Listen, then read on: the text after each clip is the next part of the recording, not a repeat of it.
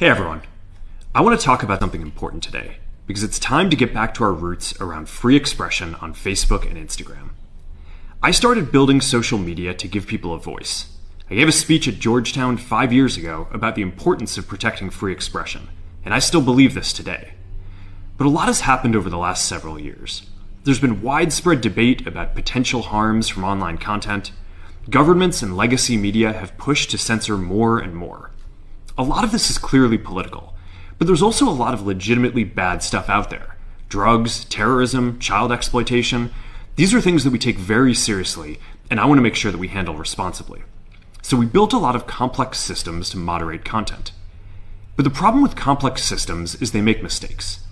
Even if they accidentally censor just 1% of posts, that's millions of people. And we've reached a point where it's just too many mistakes and too much censorship. The recent elections also feel like a cultural tipping point towards once again prioritizing speech. So we're going to get back to our roots and focus on reducing mistakes, simplifying our policies, and restoring free expression on our platforms. More specifically, here's what we're going to do. First, we're going to get rid of fact checkers and replace them with community notes similar to X, starting in the US. After Trump first got elected in 2016, the legacy media wrote non-stop about how misinformation was a threat to democracy. We tried in good faith to address those concerns without becoming the arbiters of truth. But the fact checkers have just been too politically biased and have destroyed more trust than they've created, especially in the US.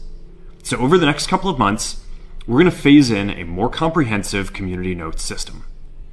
Second, we're going to simplify our content policies and get rid of a bunch of restrictions on topics like immigration and gender that are just out of touch with mainstream discourse.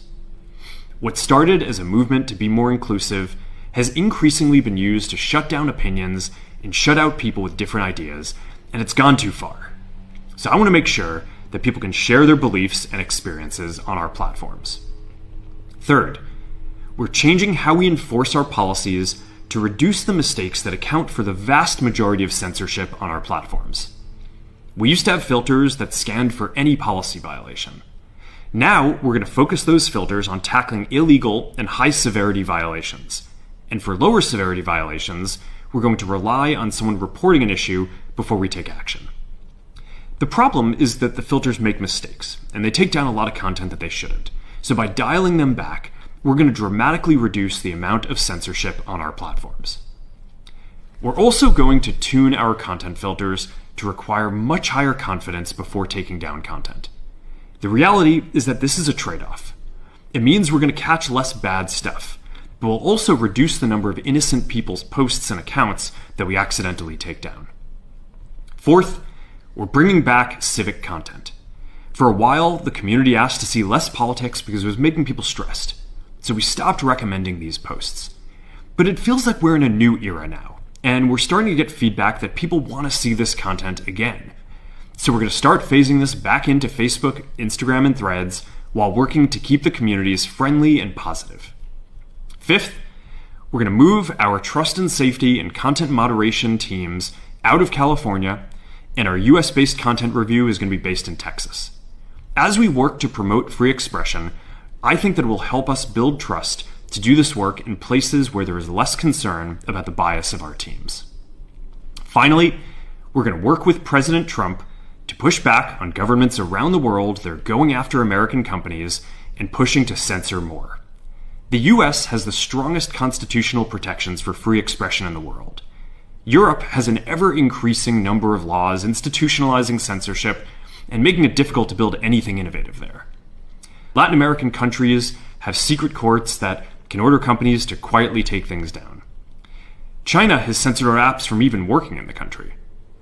The only way that we can push back on this global trend is with the support of the US government. And that's why it's been so difficult over the past 4 years when even the US government has pushed for censorship. By going after us and other American companies, it has emboldened other governments to go even further. But now we have the opportunity to restore free expression, and I am excited to take it. It'll take time to get this right, and these are complex systems. They're never going to be perfect. There's also a lot of illegal stuff that we still need to work very hard to remove. But the bottom line is that after years of having our content moderation work focus primarily on removing content, it is time to focus on reducing mistakes, simplifying our systems, and getting back to our roots about giving people voice. I'm looking forward to this next chapter. Stay good out there, and more to come soon.